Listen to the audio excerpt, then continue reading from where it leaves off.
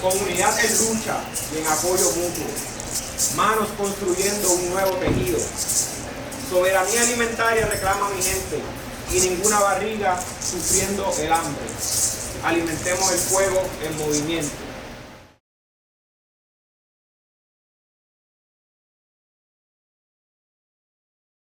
Lo que estamos presentando hoy se está titulado Hacia una política de apoyo mutuo. Y me gustaría iniciar con un encuentro que ocurrió en enero del 2018. Tras haber establecido una relación con la Brigada Solidaria del Oeste y con el compañero Asqui Omar del Camp Bucarabones Unido en Las Marías, fuimos invitados a la antigua Escuela Segunda Unidad de Bucarabones, donde personas de diversas iniciativas de apoyo mutuo, creadas a raíz de la respuesta al huracán María, se juntarían en lo que ellos llamaban un encuentro. En este junte vimos la oportunidad, si no tuvimos el privilegio, de observar de primera mano lo que hemos interpretado como los inicios de un proyecto social o un movimiento hacia el apoyo mutuo en Puerto Rico. Allí habían grupos de gente representando iniciativas de Cagua, Lares, Humacao, Camuy, Utuado, Hormiguero, Cabo Rojo, Mayagüez y, claro, Las Marías. Conversando todo, intercambiando ideas y construyendo algo bien interesante. Ahí escuchamos del apoyo mutuo y el esfuerzo propio, de comedores sociales, de acuerdos de reciprocidad, de intercambio de voluntariado y de economías solidarias.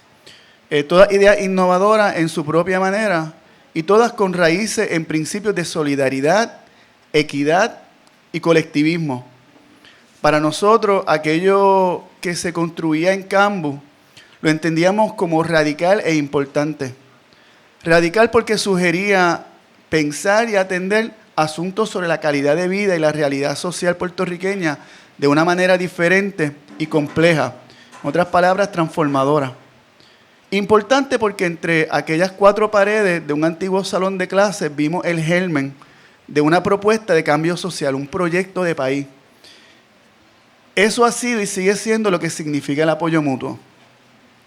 Hoy queremos compartir algunas impresiones de lo que hemos observado y aprendido de este proceso que va mucho más allá del huracán María y que hemos examinado por los últimos 5 años.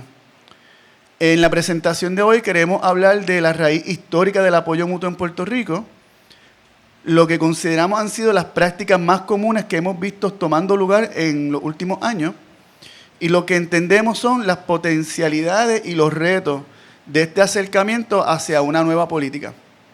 Y déjame empezar con el concepto de ayuda mutua y esfuerzo propio. El ayuda mutua y esfuerzo propio como un referente histórico.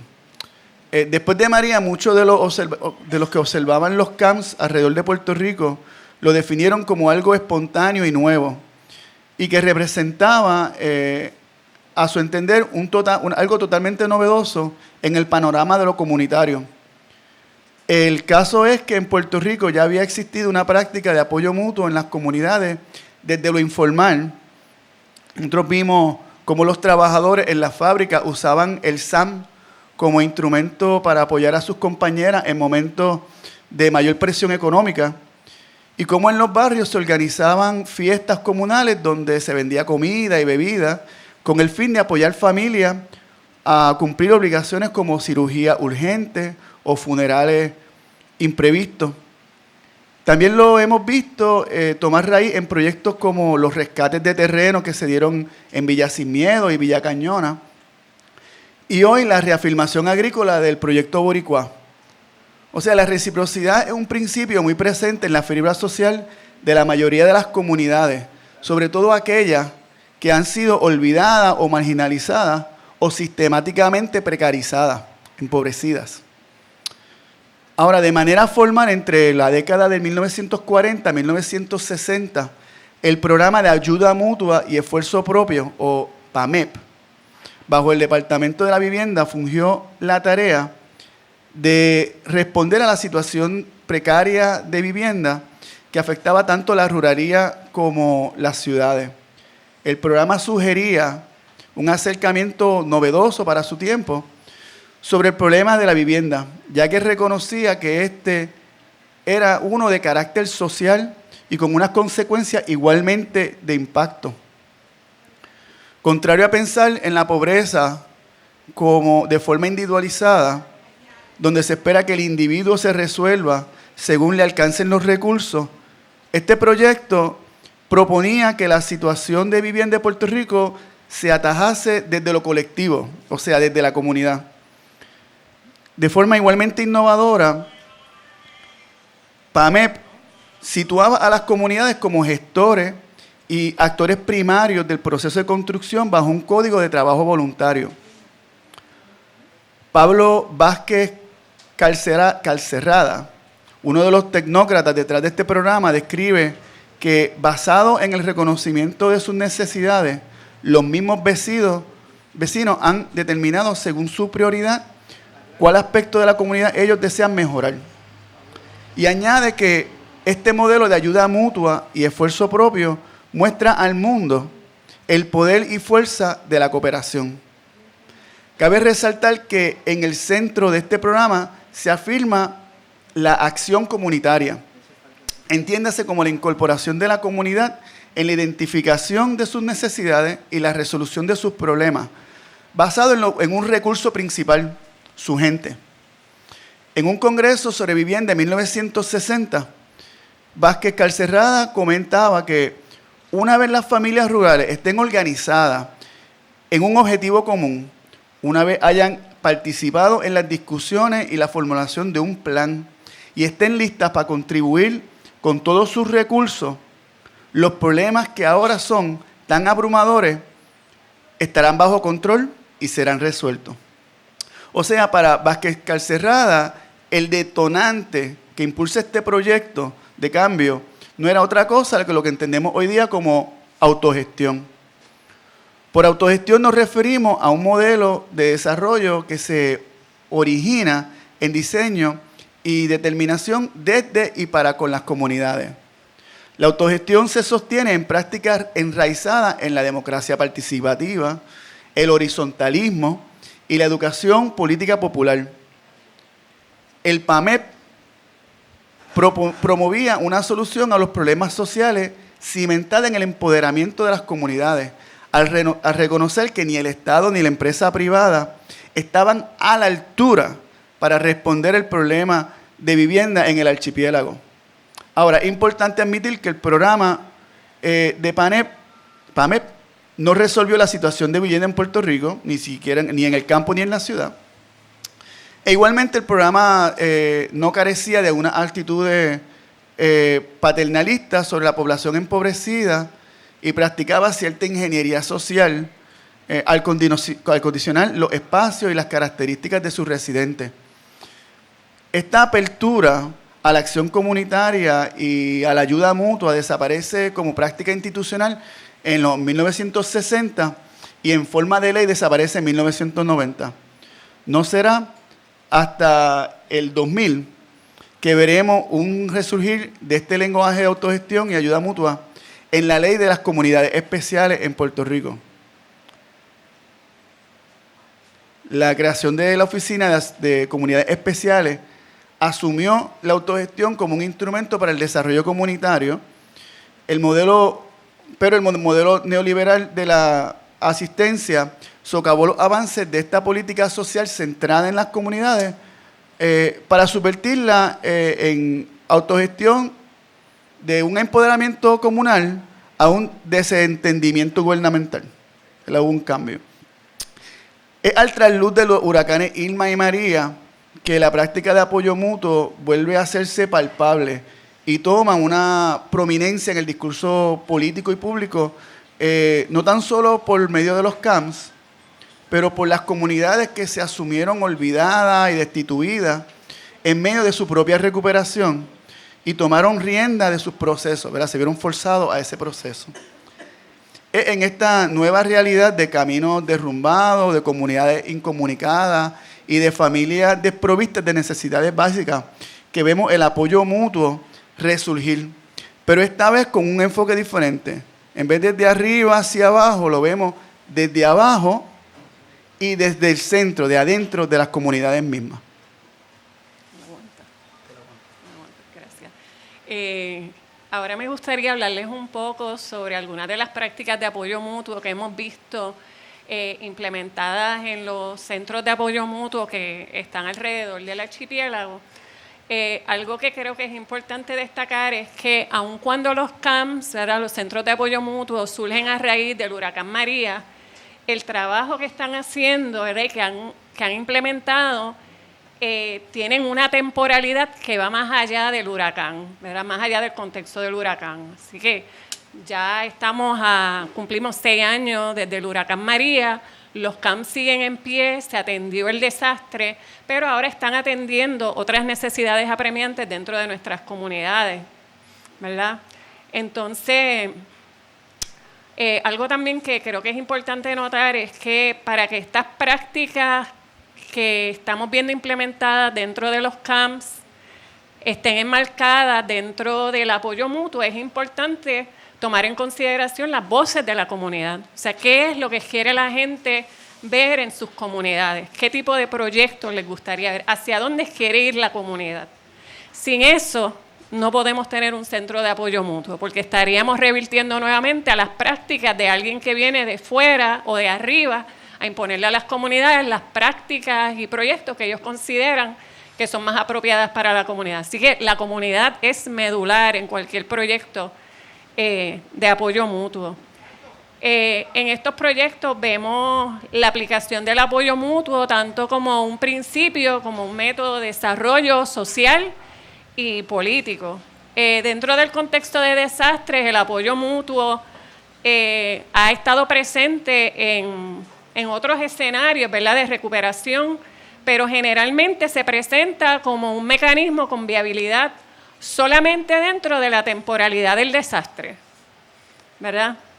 Pero contrario a la conceptualización que han hecho otros académicos sobre el apoyo mutuo, algo que nosotros hemos visto, ¿verdad?, es que en Puerto Rico hay una perspectiva muy crítica, ¿verdad?, sobre el apoyo mutuo, sobre la relación con el gobierno, con el Estado, y se aprovechó el contexto del huracán María y la coyuntura política y económica del país con el establecimiento de la Junta de Control Fiscal para buscar una verdadera transformación que trasciende el desastre, ¿verdad? Y una transformación que viene desde dentro de las comunidades.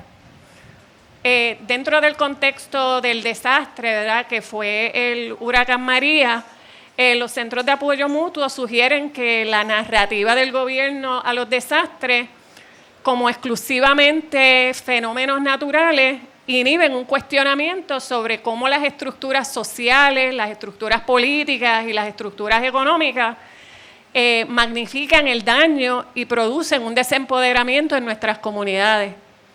También hay un reconocimiento de parte de los centros de apoyo mutuo que históricamente el gobierno ha buscado mantener una relación clientelar en sus ciudadanos, particularmente entre los sectores más empobrecidos y más vulnerabilizados por el Estado, haciendo entonces difícil la posibilidad de salir de la pobreza y también de ver los problemas no como algo individual, sino como algo colectivo.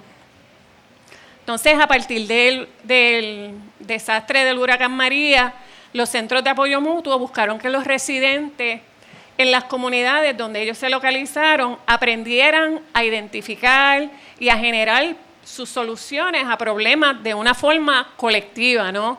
Como que vernos como parte de un todo y no simplemente como meros individuos que estamos aislados. Y la meta era, y a mi entender continúa siendo, llevar a los individuos a ver más allá de su bienestar, practicando otras sociabilidades que priorizan lo colectivo a través de la participación implicativa en los proyectos comunitarios. Ahora la pregunta es, ¿cómo se manifiesta el apoyo mutuo dentro de los centros de apoyo mutuo, dentro de los CAMS? ¿Y qué prácticas han buscado implementar que sienten la base para el Puerto Rico que anhelamos ver todos? Nosotros hemos identificado 4 áreas en las que los proyectos de apoyo mutuo buscan construir a través de la práctica unos nuevos imaginarios. Y entonces lo que hemos visto que en esas áreas que son como que más sobresalientes, el enfoque es en temas como la educación, la alimentación y la tierra, salud y vivienda. Y entonces creo que es importante también destacar que aun cuando voy a discutir cada una de estas prácticas o áreas de forma separada, están todas interrelacionadas. Realmente no podemos separar educación de alimentación, del tema de la tierra, del tema de la salud, etcétera, porque todas están de alguna manera conectadas. El tema de la educación es una pieza central en las propuestas de los CAMS, y de ahí, ¿verdad?, la presencia destacada que vemos de talleres en los trabajos que se hacen en los CAMS. Lo hemos visto aquí en Camp Caguas, en Las Carolinas, en Cambo, en Las Marías, la Brigada. Siempre hay algún tipo de taller educativo para la comunidad. Los proyectos de los CAMS asumen como una máxima la creación de espacios educativos desde donde se promueva el conocimiento comunitario y la educación popular en su programación. Y creo que esto es importante porque dentro de los centros de apoyo mutuo no se asume que una sola persona es la que tiene todo el conocimiento. El conocimiento se genera entre todos, ¿verdad? Entre todas las personas que componen esa comunidad, todos tenemos un granito de arena que contribuir en términos de conocimiento. En la práctica, la educación se manifiesta en clases de arte, en sus diversas modalidades, por ejemplo, como vemos en algunos de los camps, como Cambu, que semanalmente tiene clases de arte para la comunidad, la Brigada Solidaria del Oeste, que también tiene componentes educativos sobre arte y sobre música. Vemos la educación en talleres de capacitación de carpintería, emprenderismo, medicina jíbara y huertos comunitarios, entre muchas otras cosas más. Entonces lo que vemos es que la educación juega un papel clave en la práctica de una pedagogía de liberación y de empoderamiento colectivo. La educación tiene injerencia en todas las esferas de la construcción de ese imaginario colectivo y se observa claramente en el tema de la soberanía alimentaria y la salud. En el plano de la alimentación y la soberanía alimentaria, vemos que estas son la punta de lanza de los centros de apoyo mutuo en su intervención comunitaria. Todos los proyectos de apoyo mutuo que hemos observado en los pasados 5 años, de alguna manera u otra, han problematizado la falta de accesibilidad a una buena alimentación dentro de un contexto colonial. En la práctica, esta problematización ha tomado distintas formas. El comedor social, por ejemplo, se convirtió después del huracán María en símbolo de los centros de apoyo mutuo. A través del comedor social, los CAMS buscaron atajar la escasez de comida y el hambre que algunos sectores del país estaban experimentando. Por otro lado, hemos visto cómo para algunos proyectos de apoyo mutuo la soberanía alimentaria se ha trabajado desde los huertos comunitarios. Las compañeras de CAMS Hilares, por ejemplo, ven la soberanía alimentaria como medular dentro de su trabajo con la comunidad. Desde su espacio en la Escuela Rescatada Consuelo González en el pueblo de Lares, han desarrollado un huerto que también sirve como un espacio de práctica para los participantes de los talleres de los huertos agroecológicos. Y desde ahí también, además de la práctica, también se discuten los aspectos sociales, económicos y políticos de tener acceso a la soberanía alimentaria comunitaria. El tema de la soberanía alimentaria no se puede discutir sin hablar sobre la tierra, y eso es sumamente importante. En específico, cómo los CAMS han desarrollado iniciativas vinculadas a la tierra y el territorio.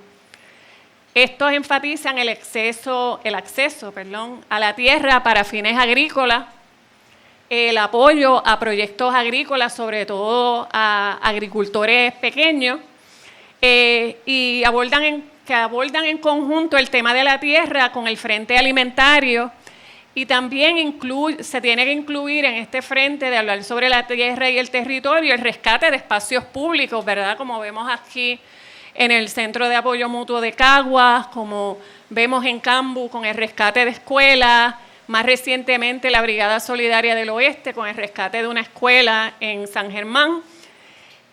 Y estos espacios son sumamente importantes porque se consideran fundamentales para la construcción de comunidad, para crear cohesión, ¿verdad? Son espacios colectivos donde nos juntamos todos en comunidad, no solamente a discutir los problemas, sino también a juntarnos para celebrarnos, ¿verdad? Y celebrar las cosas que hemos logrado hacer desde dentro de nuestras propias comunidades. Quisiera hablar ahora un poquito sobre el tema de la salud y concluir después con hablar del tema de la vivienda.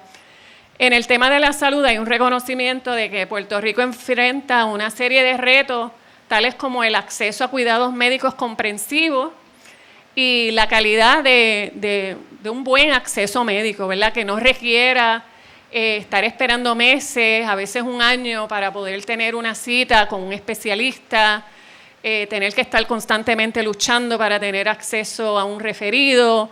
Y más recientemente lo vemos con el cierre de hospitales a través del país, con el cierre de salas de parto, que cada vez más están dificultando nuestro acceso a la salud que merecemos.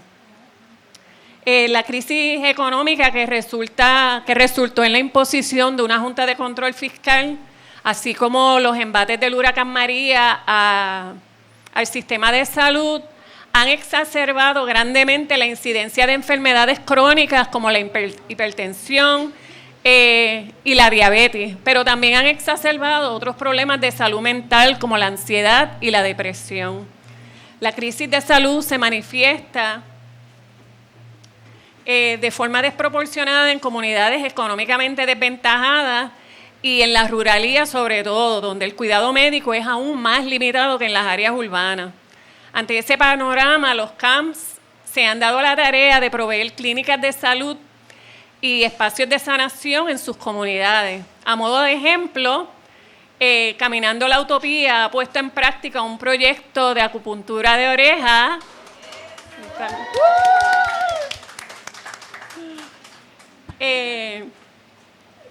Me perdí.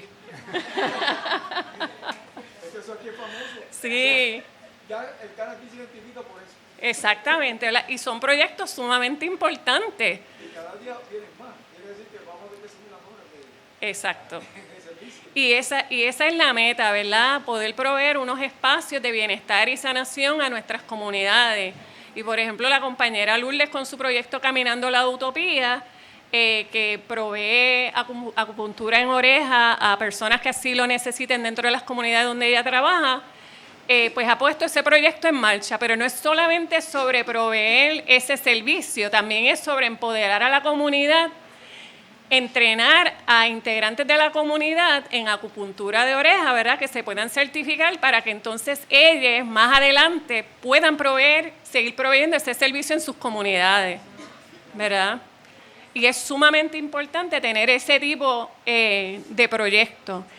Por otro lado, vemos como en el Centro de Apoyo Mutuo Jíbaro de Lares se han desarrollado talleres de medicina jíbara que buscan acercar a la comunidad a la medicina ancestral botánica para atender afecciones de una forma más integral y en consona con la tierra.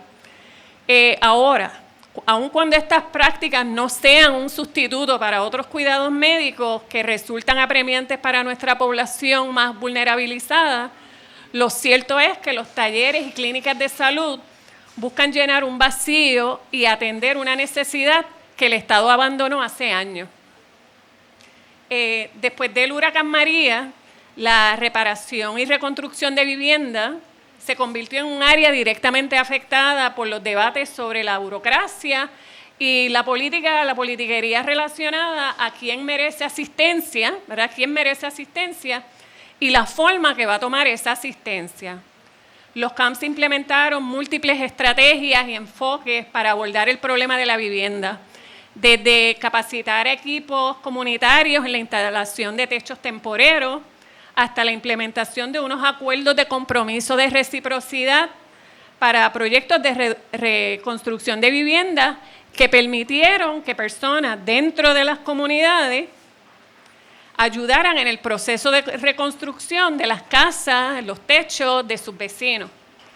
Dado que la vivienda es uno de los temas más críticos de la recuperación posterior al huracán y que se ha exacerbado con los alquileres a corto plazo, como los Airbnb, y todo el capitalismo del desastre que vino después del huracán, vemos cómo los camps problematizan el tema de la reconstrucción y las amenazas de desplazamiento. Hay un profesor puertorriqueño de filosofía que está en la Universidad de Rutgers, y él en un libro publicado por las profesoras Yarimar Bonilla y Marisol Lebrón, habla de algo que para mí era central para pensar en esto de los apoyos mutuos. Y una de las cosas que dice es que deshacer las raíces estructurales de las condiciones que generaron el desastre que surge con María, pero realmente preexiste al huracán María, requiere la creación de actividades y actuaciones que ayuden a generar personas que identifiquen, pero también que cuestionen el desastre, ¿verdad? Por lo tanto, la misión empoderadora de los camps apunta a alterar las relaciones sociales previas al huracán, ¿verdad?, que ya preexistían a María, e inculcar en las comunidades un sentido de agencia sobre sus necesidades y sobre sus deseos. Entendemos este enfoque que abarca tanto la crítica como la acción como el lugar donde reside la novedad del trabajo desde el apoyo mutuo y su potencial para un cambio social profundo que va mucho más allá del desastre, que trasciende el desastre. Me gustaría ahora conversar y señalar esas áreas donde está el potencial y a la misma vez señalar cuáles son los desafíos que experimenta el proyecto de apoyo mutuo en Puerto Rico. El proceso de resurgir y expandir el apoyo mutuo en Puerto Rico ocurre como parte de una tendencia latinoamericana hacia pensar una nueva política. Algunos observadores, como el filósofo uruguayo Raúl Civechi y la teorista colombiana Sara Mota, han señalado que por las últimas 2 décadas, varios movimientos sociales y grupos de resistencia social han tomado un acercamiento diferente hacia el cambio político, enfocado en construir en sus comunidades o espacios rescatados las sociedades, las nuevas sociedades que ellos desean que existan. Esto se ha visto en lugares como en México, en Argentina, en Bolivia, entre otros lugares. Lo nuevo de estos proyectos sociales es que a la vez que buscan cambiar la estructura... Disculpa, me perdí. Ok. Lo nuevo de estos proyectos sociales es que en vez de buscar cambiar la estructura desde la toma del poder, o sea, desde el gobierno, se concentran en redefinir dónde reside el poder y cómo se hace el poder. Hay un enfoque e inversión en crear nuevas relaciones sociales y oportunidades para que estas relaciones tanto florezcan como se fortalezcan. O sea, estos grupos van subvirtiendo las prácticas comunes de la violencia, la dominación, la desigualdad y la competencia por relaciones de reciprocidad, solidaridad, mutualidad y horizontalidad. Ahora, el surgimiento del apoyo mutuo en Puerto Rico ha sido, como tantos otros procesos, uno tanto retante como imperfecto. Al considerar la realidad sociopolítica que enfrentan las organizaciones envueltas en este proceso, estamos obligados a reflexionar sobre lo que envuelve construir un modelo sustentable para el desarrollo comunitario desde una política de apoyo mutuo a largo plazo. Primero que nada, está el de la participación implicativa. En los procesos de apoyo mutuo vemos una gesta intencionada a crear prácticas de envolvimiento y participación comunitaria que son vinculantes, donde la gente se ve reflejada en las iniciativas y programas, al igual que se sienten comprometidos con ellas. En los compromisos de reciprocidad, en el envolvimiento de las comunidades en la toma de escuelas, vemos este esfuerzo de promover un ímpetu y compromisos de las comunidades para con su propio desarrollo. Este acercamiento es importante, ya que podría cultivar tanto una visión colectiva del bienestar como una actitud de autogestión sobre la misma. Ahora, dicho esto, hay que reconocer que el proyecto de apoyo mutuo propone cambiar prácticas sociales que históricamente han guiado las relaciones individuales y comunitarias para con el Estado. El desarrollo comunitario ha seguido tradicionalmente un modelo donde la idea, la planificación y la implementación viene desde arriba. Esa dinámica ha generado y reproducido un conjunto de expectativas y actitudes, principalmente de pasividad, conformidad, dependencia y un desentendimiento por parte de las comunidades, no de sus problemas, porque no es eso, es del proceso de desarrollo comunitario. En adición a esto, debemos igualmente reconocer que paralelo con esa gestión de las organizaciones de base, se levanta una resistencia por parte de los actores políticos a nivel municipal y estatal, que han convertido la política representativa en una forma de jugar a la política de intercambio entre las aspiraciones que tienen políticamente y los intereses de las comunidades. O sea, lo que Jacqueline mencionó anteriormente, el clientelismo.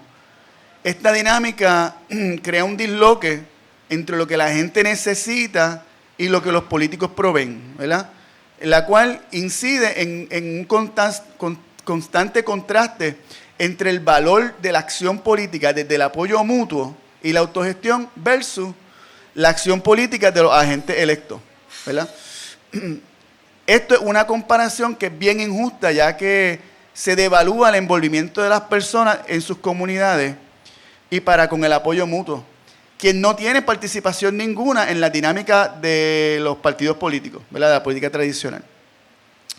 Al promover la participación comunitaria intencional e implicativa en una población históricamente e institucionalmente alejada de este proceso y acostumbrada a un rol pasivo, esto hay que reconocerlo como una brecha inmensa de superar. Y esto hay que reconocerlo y analizarlo bien de lleno para poder formular planes de acción que lo atiendan y lo aminoren. Otra de las potencialidades que hemos visto están relacionadas con las nuevas relaciones y nuevas relaciones entre la gente en sus comunidades, pero también hemos visto, ¿verdad?, que la potencialidad está en establecer una nueva política, una nueva forma de hacer política. Al centro de la mayoría de los proyectos de apoyo mutuo se retan las relaciones humanas y sociales que hemos asumido históricamente como normales en nuestra sociedad.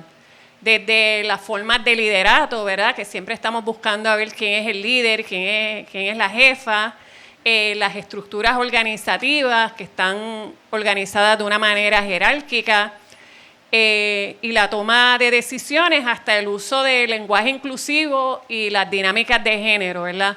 Los espacios que estos proyectos han construido fomentan la asunción de unas posturas radicales sobre cómo nos relacionamos como seres humanos. La no tolerancia a dinámicas de violencia de género, la apertura a grupos de la comunidad LGBTQ+, y sus necesidades, la horizontalidad en los cuerpos organizativos y la búsqueda de consenso en vez de mayoría en la toma de decisiones son solo algunas de las maneras en que estos proyectos erosionan las dinámicas de poder social que han guiado nuestro quehacer político, tanto desde la política tradicional como la progresista también. Estas aspiraciones de una política de apoyo mutuo se enfrentan a una cultura organizativa que está fuertemente arraigada a unos ideales de estructuras jerárquicas, como mencioné anteriormente, y que suponen, ¿verdad?, en teoría, ser mucho más eficientes.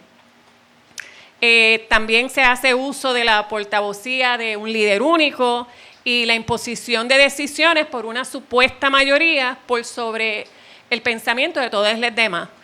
Hay que reconocer que los sectores de donde salen muchos de estos proyectos de apoyo mutuo, así como sus organizadores, igualmente han sido formadas y socializadas desde una visión patriarcal, autoritaria y vertical de cómo se piensa el poder y lo que significa el éxito de una organización, ¿verdad? Creciendo en un país, viviendo en un país donde todo ha sido desde ese poder jerárquico, hemos sido socializados a pensar de esas maneras, aun cuando hemos luchado contra ello y hemos buscado cambiar, pero eso sigue patente.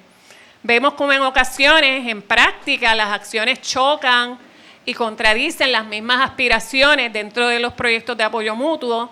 A veces se silencian los señalamientos de abuso, sexismo o acoso de compañeras, simplemente para no afectar el orden o la fragilidad de la organización. O a veces simplemente nos desentendemos de los procesos de consulta comunitario por el atractivo de poder avanzar una iniciativa. Y yo sé que es difícil reflexionar sobre esto desde nuestros proyectos, que vemos como unos que son de avanzada y que sí lo son proyectos de avanzada. Pero yo creo que en reconocer que tenemos proyectos que son imperfectos, que somos seres humanos imperfectos y que debemos estar abiertos a la conversación y a la autorreflexión, pueden ayudar a movernos más allá de las barreras, obstáculos que enfrentamos internamente. Nuevamente, construir nuevas prácticas requiere desaprender otras.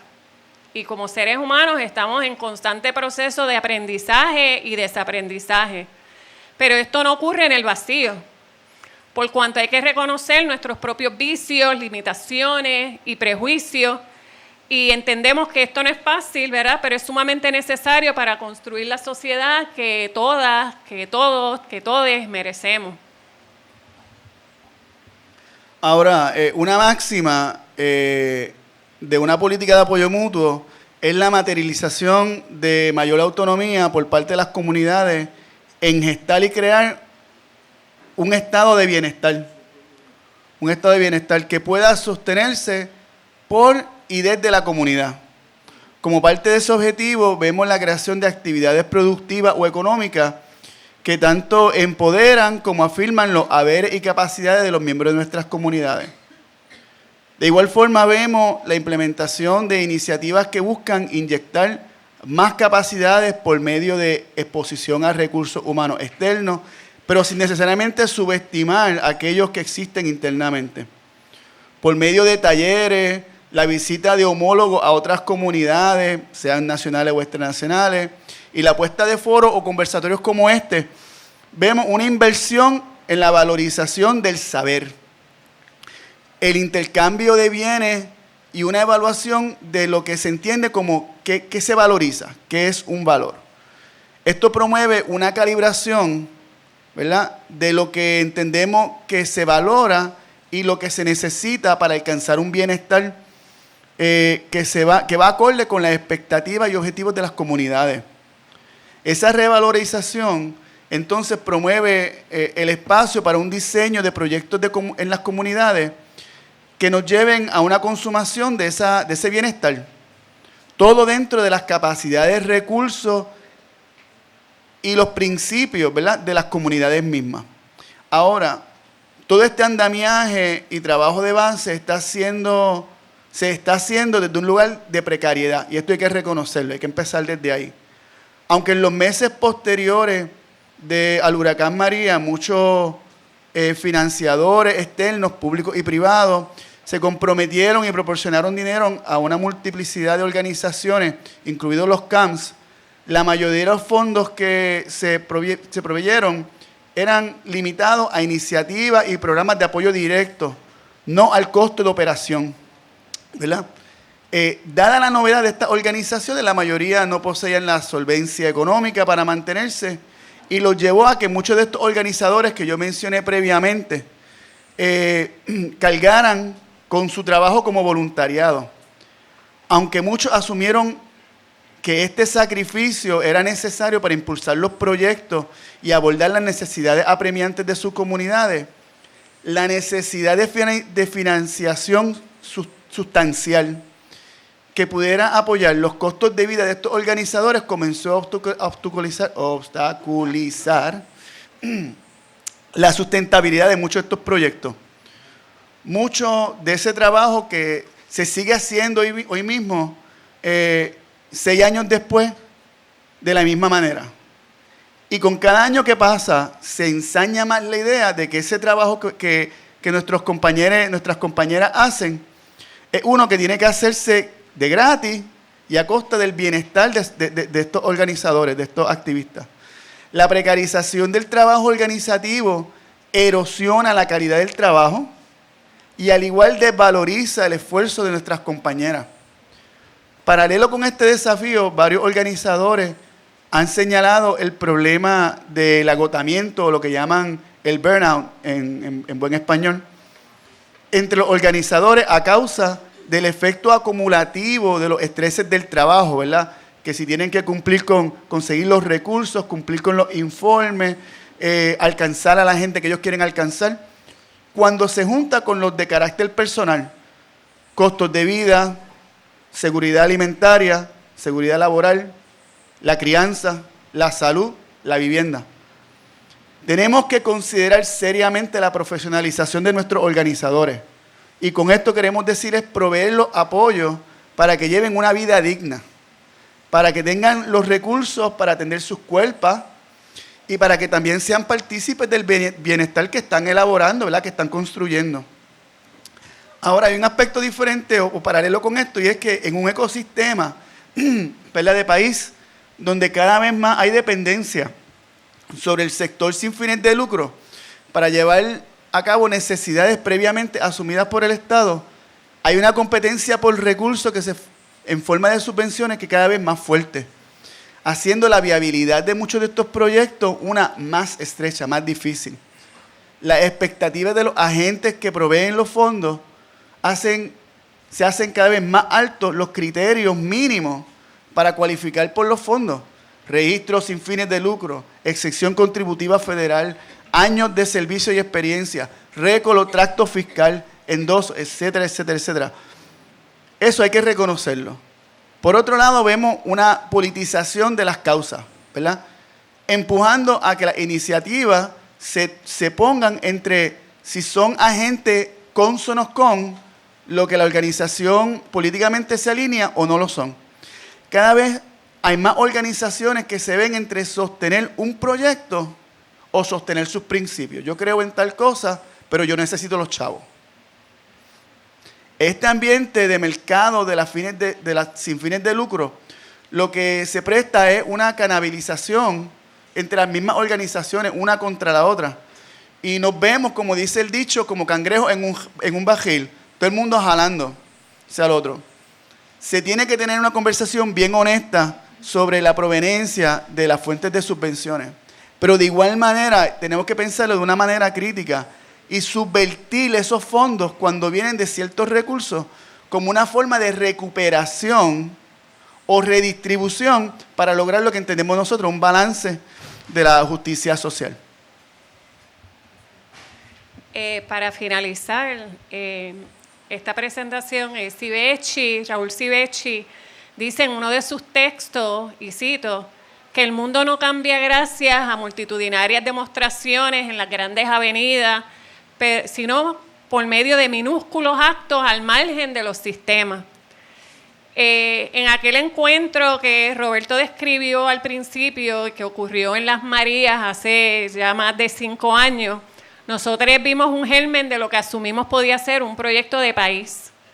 Pero luego aprendimos que con cada visita a las escuelas ocupadas, en Lares Pueblo, en el barrio Bartolo de Lares, que convirtieron la escuela que había sido cerrada en un proyecto de vivienda comunitaria, la escuela en Bucarabones, en Las Marías, Caguas Pueblo, en Las Carolinas, en Cagua, y ahora en San Germán, con cada brigada de limpieza, con cada brigada de salud, de reconstrucción, con cada espacio de recreación artística, de bienestar y de sanación, de afirmación cultural, con cada respuesta al hambre, la negligencia, la indiferencia institucional, con cada uno de esos actos de solidaridad, que es una solidaridad intencionada, se están cultivando unas nuevas sociabilidades.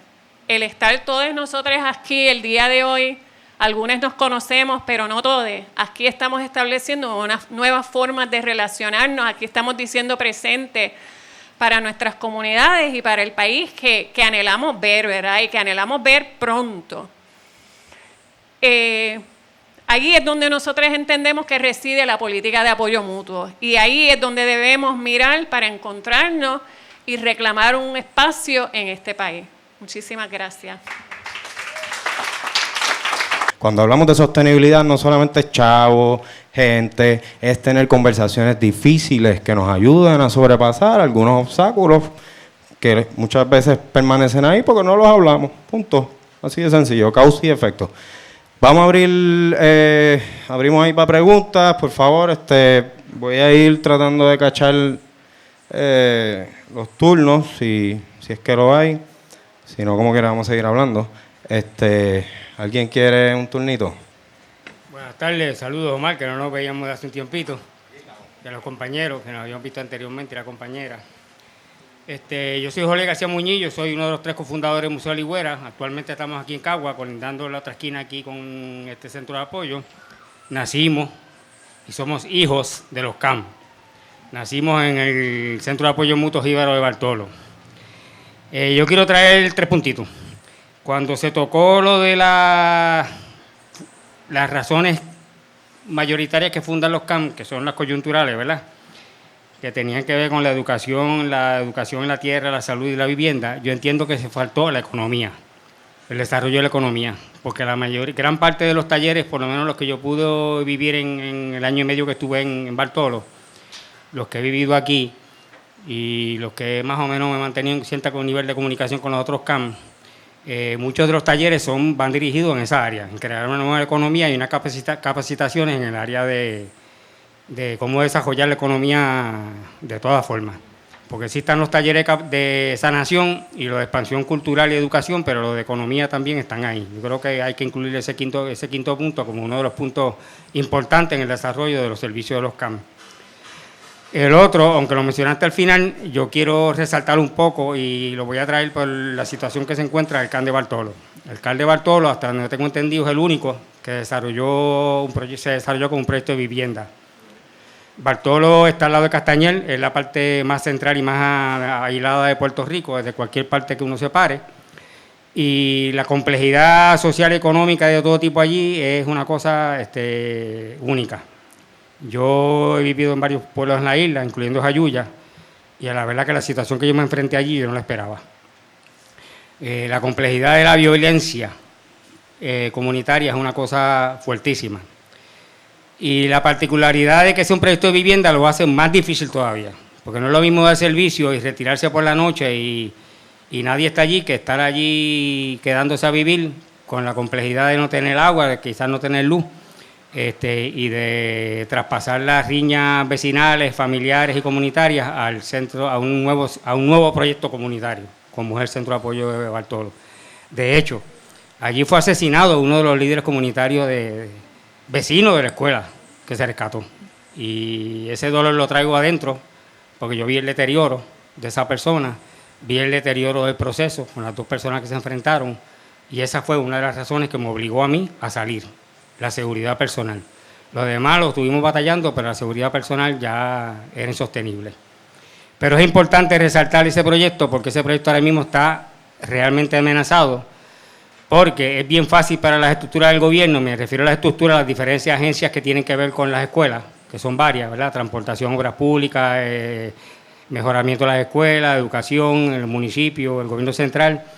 Coger una escuela que ya se habilitó como vivienda, que han tenido 2 procesos de habilitación de los salones como vivienda, porque se llegaron a desmontar después de los terremotos, ahora se volvieron a montar, ahora amenazarlo con que los van a sacar, porque necesitan hospedaje para los colombianos que van a trabajar en la finca que los inversionistas compraron en el área de Bartolo. O sea, eso hay que resaltarlo porque esa es la nueva amenaza y es una gran hipocresía del gobierno, tú sabes, después que la comunidad deja el pellejo allí y la compañera Elisa Sánchez, que ha hecho un gran trabajo allí, de conseguir toda esa cantidad de fondos y que los propios residentes son los que, y los agentes de oficio de las comunidades son los que han habilitado los salones, venirle a decir que no te lo van a dar porque lo necesitan para los inversionistas extranjeros o nacionales.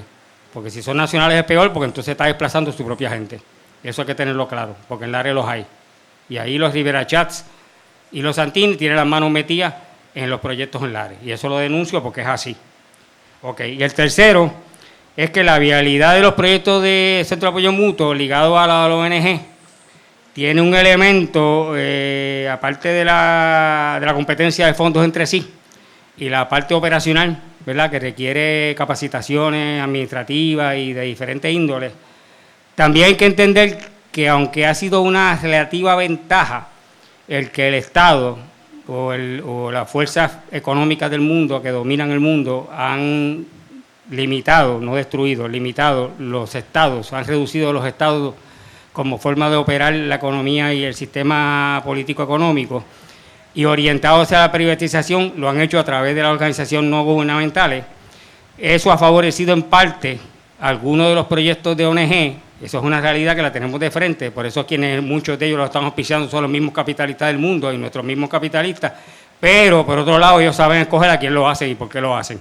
Pero a la misma vez ese es el gran reto que tenemos nosotros, si queremos ser autosuficientes y no depender de los propios que nos están dirigiendo y nos quieren controlar de esa forma.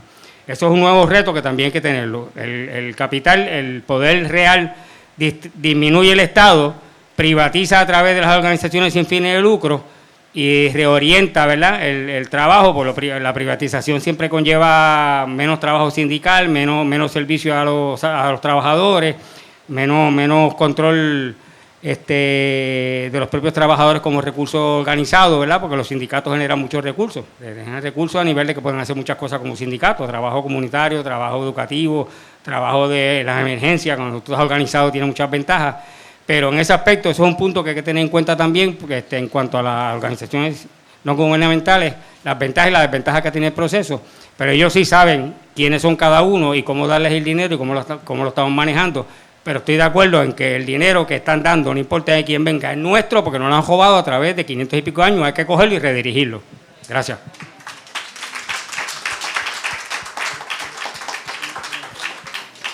¿Algún turno por ahí? Vale, preguntita. ¿Cuál es su nombre? Sí, puedo comentar, puedo responderle a...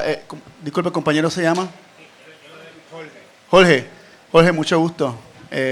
Y gracias por compartir tus impresiones. Y estoy totalmente de acuerdo con los 3 puntos, ¿verdad?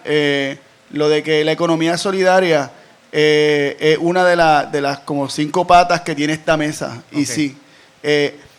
Y lo hemos visto como uno de los puntos de mayor reto, es cómo desarrollar un modelo económico que se piensa desde la solidaridad y no desde la explotación capitalista, ¿verdad? Cómo tú piensas en una economía solidaria que pueda tomar ventaja también de las prácticas que hemos sido socializadas, ¿verdad? De consumo, pero que fomente a la misma vez equidad y fomente una relación igual y recíproca, ¿verdad?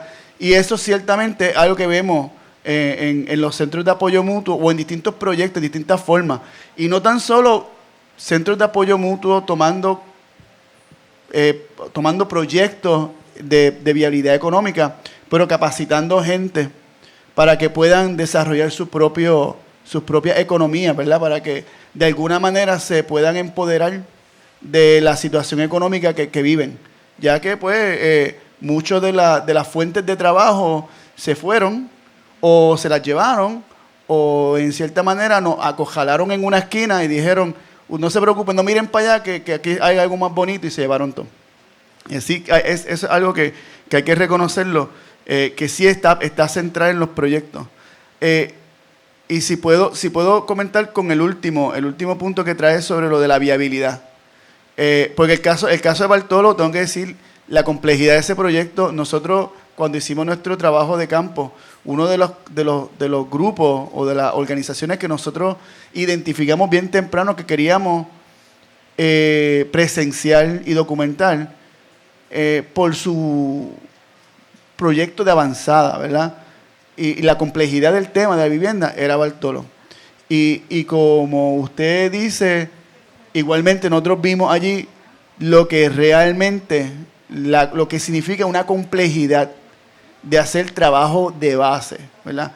La gestión de crear comunidad a la vez que estás creando, atendiendo justicia social, unas inequidades increíbles, sistemáticas, y en un lugar que ha sido precarizado por demasiado tiempo, ¿verdad? Así que él era bien cuesta arriba y nosotros en cierto grado nos vimos.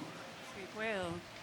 Sí, Jorge, me encantó que haya traído ese punto a colación, porque como menciona Roberto, en nuestro trabajo desde el principio, nosotros vimos la violencia en Bartolo, pero no necesariamente, cuando hablo de violencia, es de esa violencia individual. Es la violencia del Estado, ¿no? Que aisló a esta comunidad rural de la montaña y les dejó desprovisto de acceso, de los accesos más básicos. Unas tasas de desempleo altísimas, violencia de género, que está ahí a flor de piel, ¿verdad? Niveles de pobreza sumamente altos, desplazamientos que sufrieron después del huracán María, porque muchas de las familias que allí vivían estaban de arrimados, como le llaman, dentro de las fincas donde trabajaban, ¿verdad? Con las grandes compañías cafetaleras en la zona. Y entonces yo creo que ese nivel de violencia institucional fue regándose dentro de la comunidad y creó unas complejidades que ha hecho difícil mover hacia adelante un proyecto de apoyo mutuo en Bartolo. Lo han hecho, ¿verdad? Y ha sido bien cuesta arriba. Pero hay que reconocer que lo que vemos en Bartolo, yo no lo he visto en ninguna otra comunidad donde hay un proyecto de apoyo mutuo. Y que tiene mucho que ver con esa negligencia del Estado y la falta de acceso a una vida digna, ¿verdad? A tener un trabajo digno que ayude a las personas a proveer para sí mismas y para su familia. La falta de acceso a unos recursos que atiendan la violencia de género que allí se vive, ¿verdad? Un sistema educativo que se vive a través de todo el país en las escuelas públicas, pero un sistema educativo que realmente no sirve. Y esa es, lamentablemente, la realidad de Bartolo. Entonces, para personas como tú, ¿verdad?, que estaban estableciendo el Museo de la Higuera en Bartolo, que tenían proyectos, para nosotros que entrábamos como investigadores, fue bien difícil adentrarse y ser aceptado dentro de esa comunidad. Pero nosotros lo entendimos que la falta de confianza hacia nosotros era legítima. Eso es así. Completamente legítima, porque veníamos desde afuera, no nos conocían, no sabían cuáles eran nuestras intenciones para la comunidad y ha sido una comunidad que históricamente ha sido utilizada por gente de afuera y luego desechada, ¿verdad? Y ha sido bien cuesta arriba. Pero sí es cierto que el trabajo que está haciendo Elisa y Edith y otros allí en Bartolo es un proyecto sumamente importante, porque la complejidad de crear vivienda comunitaria en una escuela rescatada, de poder allegar recursos de parte de estudiantes de la Escuela de Arquitectura en la UPR y otros para crear un lugar de vivienda más estable, eso es digno de admirar. Pero hay que continuar viendo cómo intereses externos, como los que menciona ahora, que yo no tenía conocimiento de lo que se estaba haciendo en estos momentos, ¿verdad?, que amenazan la estabilidad y la permanencia de ese proyecto. Mi nombre es Liana Irizarry Negrón, soy maestra retirada, tuve 40 años en la sala de clase y con una pasión para la educación que, bueno, si vuelvo a nacer quiero volver a ser maestra. El primer punto que yo les quería traer era que lo que se está dando ahora con los campamentos de apoyo mutuo es como que vuelve hacia nosotros esa solidaridad y ese amor por el prójimo que se vivía en los años 30, en los años 20, donde nada era de nadie, era del que lo necesitara. Si el vecino se enteraba que fulanita no tenía para cocinar, llévale estas papas y esta pana para que los nenes coman. Y era una cosa que todo se compartía. Se practica todavía en Vieques y Culebra. En Vieques, cuando se va a construir una propiedad, se unen todos los vecinos, cómprate los materiales, entre todos lo hacemos y después mañana tú me ayudas a mí. Eso se vive en Vieques porque también lo he visto, he estado allí y eso da ganas de llorar, pero llorar de alegría, llorar de felicidad, saber que a pesar de todos los millones que ellos tienen, de todo lo que nos han robado, porque mira que nos han robado, no nos han podido robar ese sentido de solidaridad y ese amor al prójimo que lo traemos de indios, de africanos, de todos esos ancestros que nos dicen, estamos aquí, tienen que salir de esos animales para que puedan demostrar la clase de pueblo que somos. Ese es el primer punto. El segundo punto que les traigo es lo que él plantea de los voluntarios, los trabajadores, que muchas veces sin querer se le reclama que no dan más, que no hacen más, pero nunca nos ponemos a pensar cuánto tiempo le quitó a la esposa, a los hijos y a la familia, cuántos meses y años hace que no le da un día de playa a la familia, un día de río, porque está trabajando.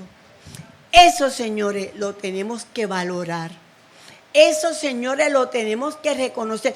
Y no es que queramos elevar su ego para que se sienta que, yo soy el cheche. No, es una necesidad que tenemos, que necesitamos saber que los que están alrededor de nosotros nos apoyan y saben el sacrificio que estamos haciendo. Una de las cosas que yo he aprendido de los grandes puertorriqueños nacionalistas era o es que le decían a la familia, por ustedes lo estamos haciendo, ustedes ahora no lo entienden, ustedes ahora no lo reconocen, pero nosotros lo hacemos por ustedes. Así que perdonen el tiempo que no le damos, perdonen lo que hacemos, pero es por ustedes. Por nosotros, por ustedes y por las futuras generaciones. Y eso que ellos hicieron lo estamos viendo aquí. Aquí lo estamos viendo, aquí lo estamos viviendo. Yo hace poco que vengo a este camp, porque vengo a través de Jorge, ahora estoy parte del Museo de la Higuera, pero cada vez que los veo aquí, cada vez que vengo aquí a una actividad, le digo, cada vez los tengo que felicitar más. Porque tienen una organización, tienen como que una solidaridad entre ellos que nadie tiene que preguntar qué tengo que hacer, no es que ya yo sé lo que voy a hacer. Y eso a mí me llena de orgullo, porque yo empecé en esto a los 18 años, tengo 74 y los que me faltan, porque todavía ellos no se van a deshacer de mí. Si le podemos dar un abrazo y un aplauso, mejor dicho, a todo el mundo, pues sería bueno.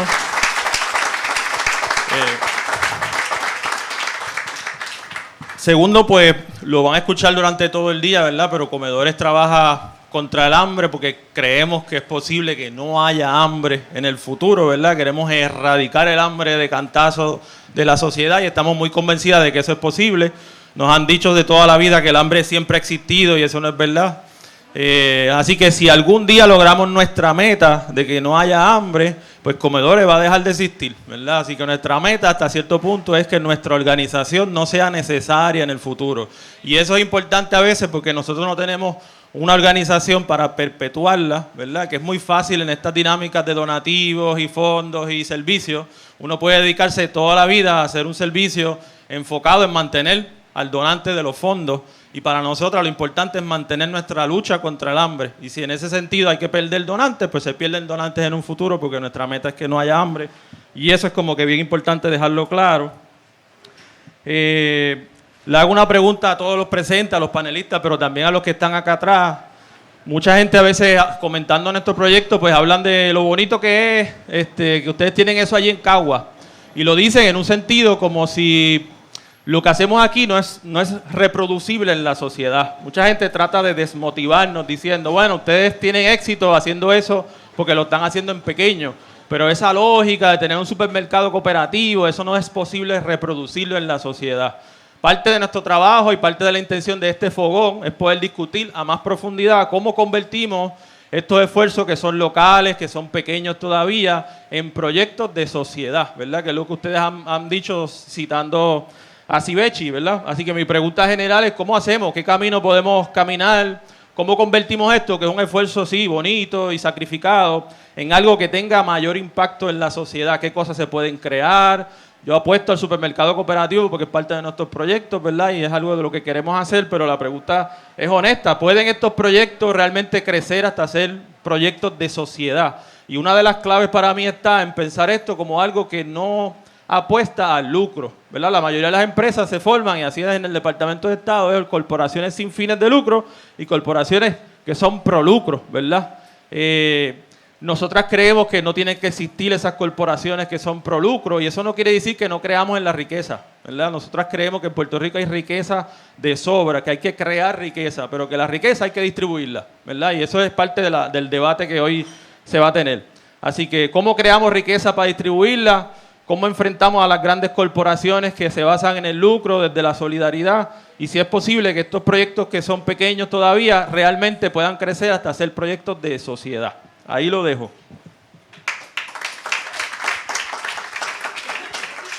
Perdónenme que me acerque antes de que le contesten la pregunta aquí al caballero. Es la segunda vez que vengo a estas actividades y he sido profesora universitaria por mucho tiempo. Elizabeth Miranda. Viví 40 años en Cagua. Mi hermano trabajó en la Asamblea Municipal con Willy Miranda Marín hace muchos años. Y yo viví 40 años en Cagua y soy del área de trabajo social, especialmente del área comunitaria. Y mi pregunta, me adelanté a la respuesta, es que yo encuentro que aquí hay gente admirable, aquí hay gente dedicada, bien trabajadora, que han hecho unos esfuerzos tremendos.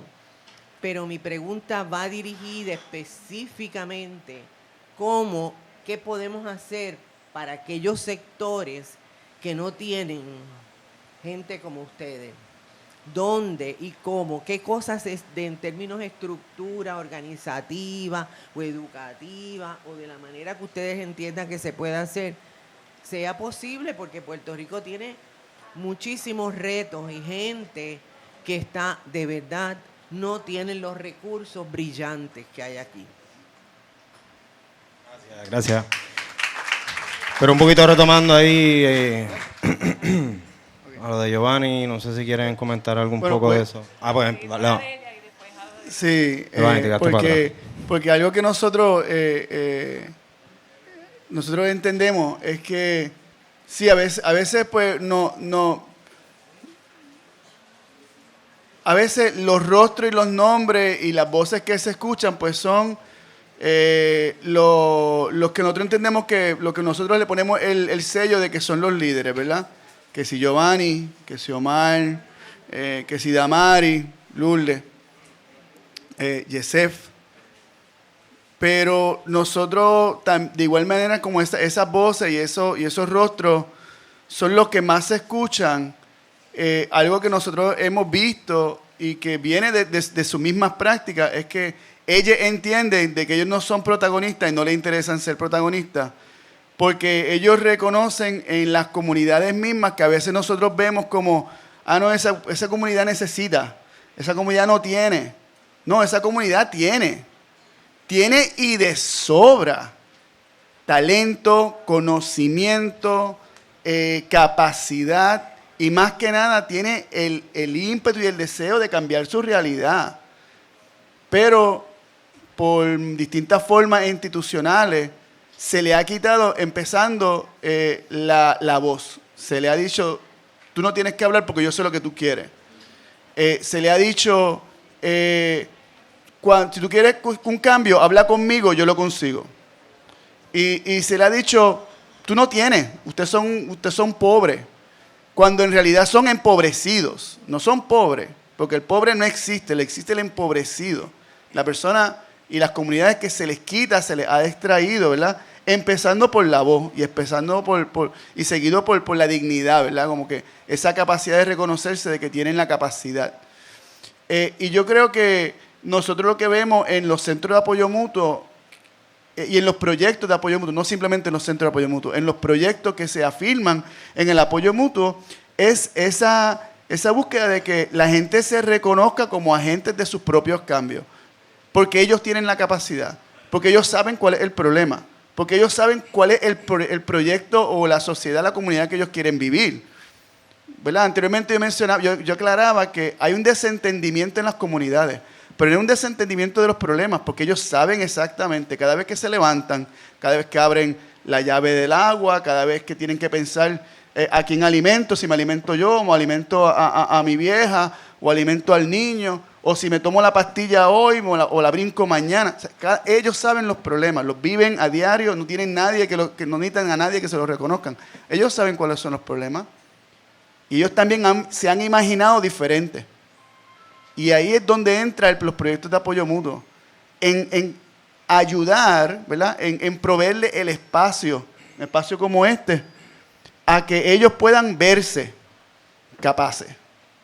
Que si yo necesito el empuje, lo reciban. Que si yo necesito el cómo ponerle el nombre a ese problema o a esa solución, aquí hay gente que te ayuda a ponerle el nombre, pero tú sabes cómo se llama en cómo tu comunidad lo conoce.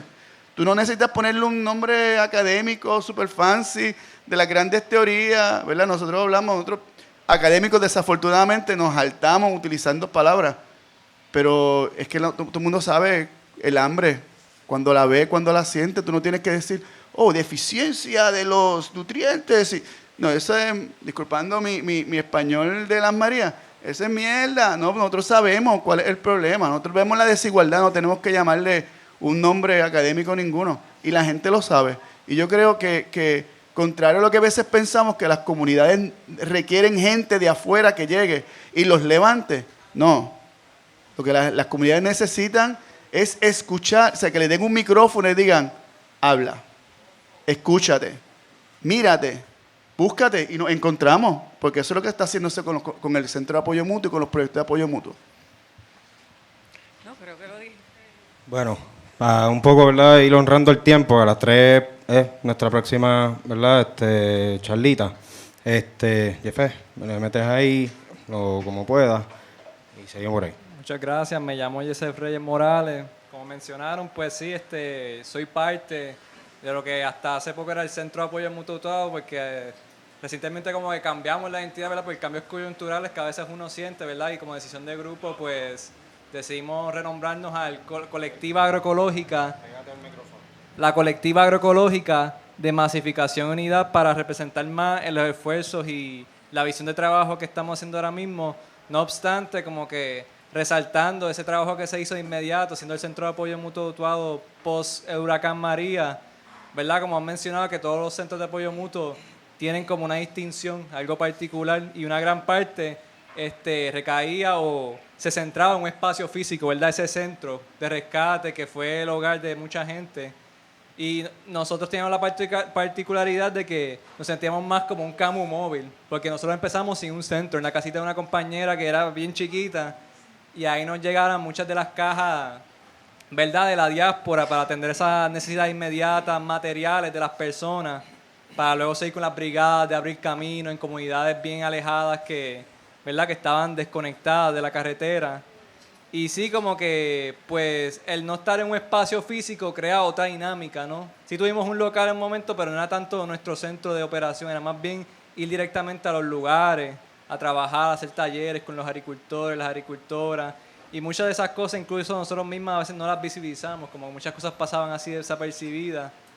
Y cabe resaltar también que en un momento en el 2021, durante una beca que yo recibí como individuo, a mi nombre personal, como que era trabajando bajo el CAMU, se hicieron unos esfuerzos para colaborar con una finca en Tetuán, el barrio Tetuán 2 de Utuado, que es un barrio también más retirado que colinda con Jayuya, donde hay muchos productores, ¿verdad? Como que alejados, marginados, especialmente caficultores, que también producen otros productos, ¿verdad? Y muchas veces sabemos que el café es un cultivo económico que se produce porque se compra a un precio fijo, pero los otros productos que son los que alimentan, los que proveen soberanía alimentaria, muchas veces los mismos agricultores, ¿verdad? Como que las han dejado de producir, desvalorizar por el mismo hecho de que pierden la cosecha a veces, no se les compran, como que el tener que venderse a un intermediario a un precio muy barato que él siente que no es justo, así mismo dicen, prefiero que se pierda, se los doy a los cerdos, a las gallinas.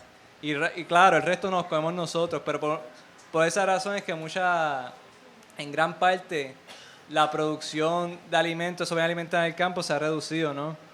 Y, ¿verdad? Otra razón también, porque ya decimos de ser CAM mutuado, es porque gran parte de nuestra base no está en mutuado, incluyéndome que viví muchos años allá, siendo estudiante mutuado por gran periodo, pero hace un año me fui a México a estoy haciendo una maestría en el sur de México, para eso mismo, para poder aportar, no tanto académicamente, más en la práctica, con herramientas para seguir haciendo este trabajo que muchos creemos, ¿verdad?, que tiene el potencial de transformar las comunidades desde adentro, pero teniendo ese intercambio de experiencia con procesos en otros lugares, pues viendo cómo eso me puede ayudar. Y ahora mismo estoy trabajando también como parte de la tesis en esos municipios que dijo el señor que habló hace poco, por el barrio Bartolo, Castañer, Río Prieto de Yauco. Hoy mismo estaba en Río Prieto de Yauco haciendo una entrevista a un agricultor y tuve que después jalar para acá. Pero sí, como que es un problema bien persistente que veo, ¿no?, en la comunidad caficultora. Y una vez había hablado con Ian, con el compañero que está por ahí, que cómo podemos fortalecer esa relación de campo a ciudad.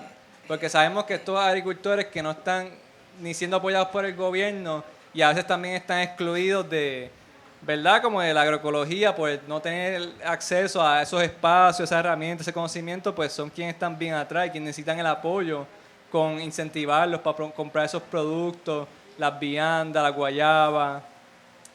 Y yo creo que, ¿verdad?, conlleva como que más problematización y que podamos restablecer esos diálogos, fortalecer esa red.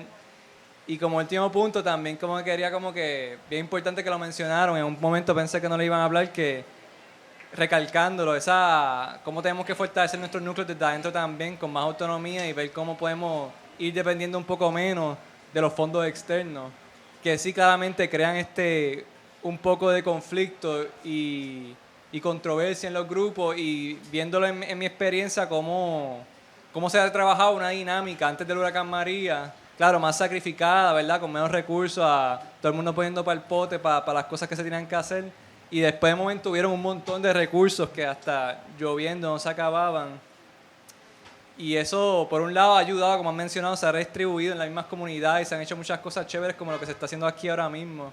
Pero sí, también ha creado como que problemas que se tienen que criticar y, como dijo el compañero, tener conversaciones incómodas, porque sabemos que el dinero corrompe también y puede hacernos actuar como los mismos políticos cuando dependen, con nuestro salario depende de esos ingresos. Pero nada, con esto cierro, agradezco el espacio y lo que se está haciendo, y como quiera, yo creo que sin importar lo que la gente, la identidad que te sientas, si tienen un nombre en tu comunidad, un grupo que te identifique, el apoyo mutuo es un principio que está en nosotras y nosotros, ¿verdad? Pero que sigamos haciendo esto y transformando, como dicen los zapatistas, pues trabajando por un mundo donde quepan muchos mundos, y lo vamos haciendo lento, a paso de nosotros, pero vamos para eso, para adelante. Gracias. Súper. Miren, bueno, estamos ahí a las 3. Se cambiaron el nombre, pero los queremos como quiera. Mucho trabajo que le han metido. Ian, tenemos a las 3 a Vilma Calderón. Tenemos tiempo para dos turnitos más. Está bien, porque tengo a dos allá que y sé que van a aportar algo muy buenísimo. Si pudiera rapidito responder a Yesef. Encantada de verte otra vez.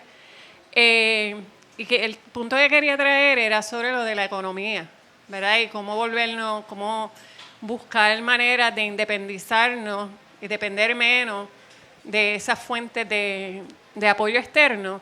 Y al menos desde mi posición como integrante de la Brigada Solidaria del Oeste, sé que son conversaciones que hemos tenido, y creo que son conversaciones que compañeros en otros de los camps se están teniendo en estos momentos, pero son conversaciones que estamos teniendo de forma aislada. y tal vez convendría en algún momento juntarnos para tener una conversación, ¿verdad? ¿Qué ideas tenemos cada una de nosotras desde nuestras posiciones en nuestros proyectos de apoyo mutuo sobre cómo podemos llegar a independizarnos económicamente de estas otras organizaciones que también en su mayoría estos fondos vienen del exterior, ¿verdad? ¿Cómo vamos creando nuestras propias economías? Y creo que es importante tener esas conversaciones no solamente como proyectos de apoyo mutuo individuales, sino también como colectivos, porque yo pienso como que pensando más cabezas piensan mejor que una sola, y que también es importante enfrentar las preguntas que mencionaba Giovanni. Hay que tener esta conversación sobre cómo podemos expandir esto y que no simplemente se vea como pues un trabajito que tú estás haciendo por el lado, pero la gente no necesariamente lo ve como un proyecto de país, como algo que se puede masificar, ¿verdad? Y sé que no tenemos tiempo para ello, pero definitivamente es una pregunta que tiene que estar en agenda para conversaciones, no a largo plazo, pero ya muy pronto. Sí. Pues bien puntual, saludos, mi nombre es Ian Suárez, soy parte del equipo de comedores. Y yo quería traer un punto, siguiendo un poco el referente teórico que han traído de Raúl Civechi, que pues él también cuando habla de los movimientos sociales plantea, como que identifica que hay un punto que él le llama la encrucijada de los movimientos sociales, que es un poco tratando de describir cómo se relacionan con los gobiernos, estos movimientos que se identifican como antisistemas o fuera de esas estructuras. Y es un poco dándole seguimiento a lo que ustedes plantean de la política social que se produce cuando efectivamente la comunidad es centro de la recuperación. Es protagonista en la recuperación, en ese proceso de recuperación. Y se da esa política social en donde se maduran posturas, donde se conversan reclamos, donde se digieren experiencias. Así que y yo creo, ¿verdad? Soy fiel creyente de que hay que dejar un espacio a que se madure esa política social y que esa política social, esa maduración nos puede llevar a relacionarnos con unos poderes, ¿verdad? De maneras distintas.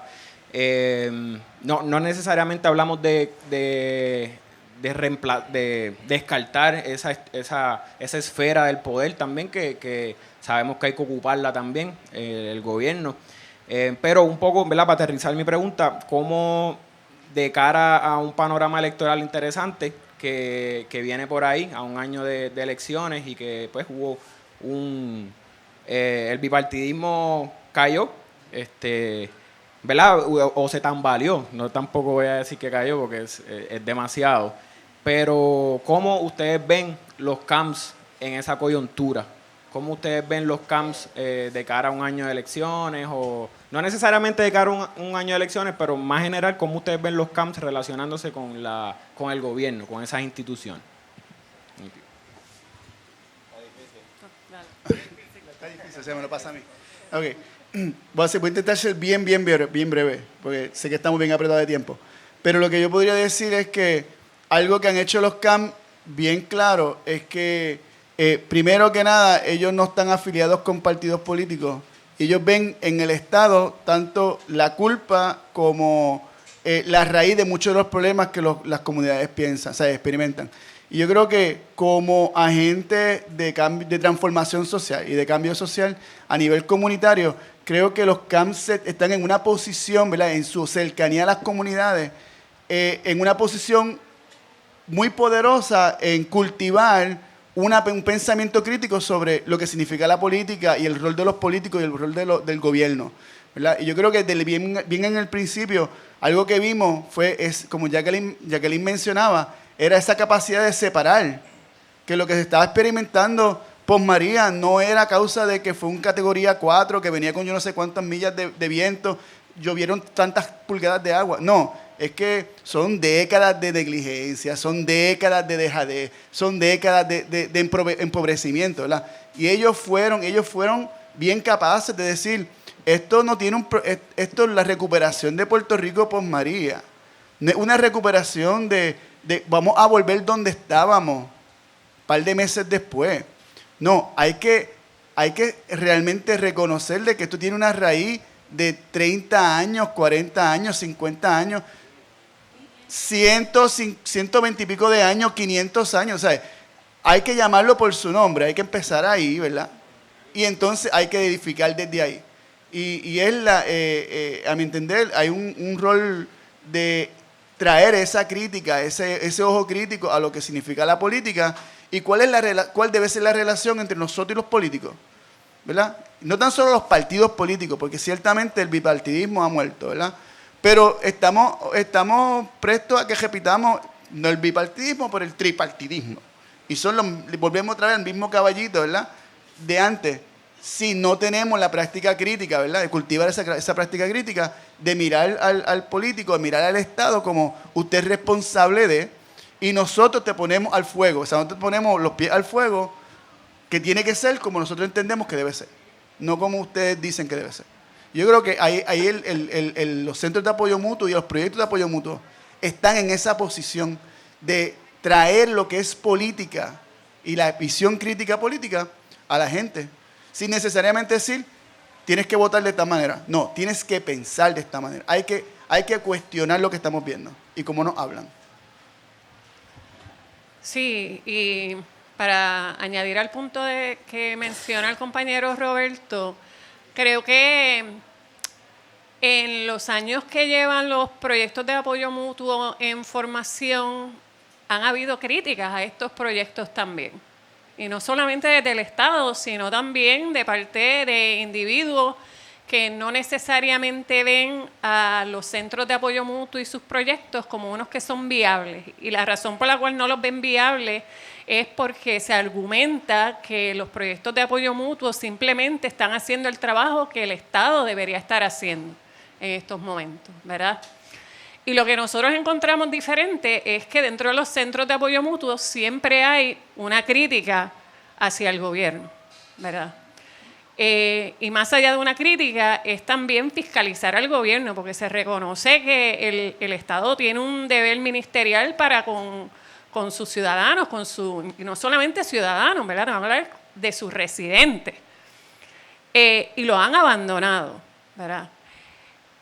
Y creo que a veces se malinterpreta el trabajo que hacen los centros de apoyo mutuo como uno que simplemente está recogiendo los pedazos que ha dejado el Estado sin realmente hacer ningún tipo de accountability y fiscalización al Estado. Pero eso siempre está presente, ¿verdad? Que cada acto, cada plato que se sirve, cada techo que se reconstruye, ¿verdad? Cada apoyo que se le da a una familia en una comunidad no es simplemente un acto de ayudar, es también una forma de dejarle saber al Estado que tú estás abandonando, estás fallando, estás abandonando tu posición ministerial, ¿verdad? Tu responsabilidad ministerial. Entonces creo que, como menciona Roberto, sí vemos a los centros de apoyo mutuo con un poder político y que van lentamente, pero a paso seguro, hacia expandir lo que es el apoyo mutuo como un proyecto político, social, transformador que viene desde adentro, pero siempre dejándole saber al Estado que ellos tienen también que estar presentes porque los centros de apoyo mutuo no lo pueden resolver todo. ¿Sabe? Hemos conversado hoy sobre los retos de los centros de apoyo mutuo y cómo muchos de ellos están en unas posiciones bastante precarias económicamente. Así que se está haciendo mucho con poco, pero también le estamos dejando saber al Estado que tiene que cumplir con su lado del contrato también. Solamente para añadir a lo que dijo Jackie, para Fiona, nosotros tuvimos en la Brigada Solidaria del Oeste referidos de la Cruz Roja, referidos del gobierno municipal, y han sido nuestras comunidades que han estado en la alcaldía a decir eso no les toca a ellos. Esa es la responsabilidad de ustedes y yo creo que así hemos ido evidenciando cómo ese switch se va reparando. Respondiendo a la pregunta de Giovanni y juntándola con la de Yesef, tenía dos comentarios. Uno, que siento que ya a 6 años como que nos ha cogido de sorpresa que seguimos aquí. que seguimos creciendo, que seguimos fortaleciendo raíces, que seguimos expandiendo, y creo que en esta fase nos toca juntarnos más, escucharnos más, intercambiar más saberes. A mí me avergüenza, pero me emociona estar aquí a 6 años, porque siento como si fuera familia, que no nos hemos visto y no nos hemos abrazado, pero hemos estado en comunicación. Definitivamente que pues el tiempo no ha pasado en vano, pero ciertamente siento que nos corresponde ahora tener esas conversaciones,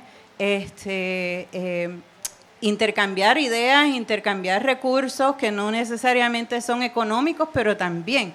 Y eso atado a el próximo comentario, siento que cosas que se pueden hacer para masificar este proyecto. Pues unirnos entonces a reclamarle a esa cadena de distribución, a incluirnos, que no estemos nosotros comprándole a los supermercados, sino que lleguen, que creamos un circuito donde podamos entonces comprar en conjunto. ¿Qué pasaría? O sea, ahora mismo con la crisis climática, que ya esto reventó y no hay forma atrás, ¿verdad? Nosotros siento que no podemos confiarnos en que siempre que caigamos en una crisis climática vamos a tener el mismo respaldo y el mismo apoyo. Siento que este es el momento para ir imaginándonos una cooperativa de apoyo mutuo donde podamos echar en un pote, cada cual zumbar en un pote, eventualmente crecer y sacarnos chavos del banco X y zumbarlo también en la cooperativa de apoyo mutuo, porque esto llegó para quedarse, y si no empezamos desde ahora en la casi abundancia a sembrar y preparar el terreno, pues se nos va a ir la guagua. Yes. Querida Lourdes. Yo soy Lourdes, gracias. Un poco para cerrar con una nota de esperanza de los milagros también que ocurren, a la compañera que habló de las comunidades, ¿verdad?, que están en falta y qué cosas se hacen. Quiero rescatar que el modelo de los centros de apoyo mutuo ha inspirado a personas en comunidades que no tienen nada que ver con organizaciones políticas, que no tienen que ver con nada con las universidades, y sin embargo han tomado, ¿verdad?, el poder en el barrio Piedras Blancas de San Sebastián del Pepino. Un grupo de mujeres rescató una escuela abandonada y por su cuenta fueron al CAM de Lares y al CAM de Las Marías a pedir ayuda, a ver cómo lo hacían, y nosotros les explicamos que no tenían que pedir permiso, que podían entrar y lo están haciendo. Síganles en Facebook e Instagram también, pero que sepan que este país se está moviendo y que este modelo vino para quedarse. Gracias. Centro de Apoyo Pepinianos Unidos, Campus. Eso es a lo que se refiere Lourdes. Bueno, pues ya estamos por ahí, ¿verdad? Y gracias, compas. Coño, esta es la primera y no es la última. Seguimos por ahí, ahora vamos con Vilma. Quería aprovechar, estos son movimientos, estos son organizaciones, son medios, no son el fin. ¿Está bien? Eso tenemos que tenerlo bien claro, no son el fin. Si esto tiene que transformarse o morir para dar paso a algo que sea más efectivo, que así sea. Así que nada, gracias familia, vamos para allá.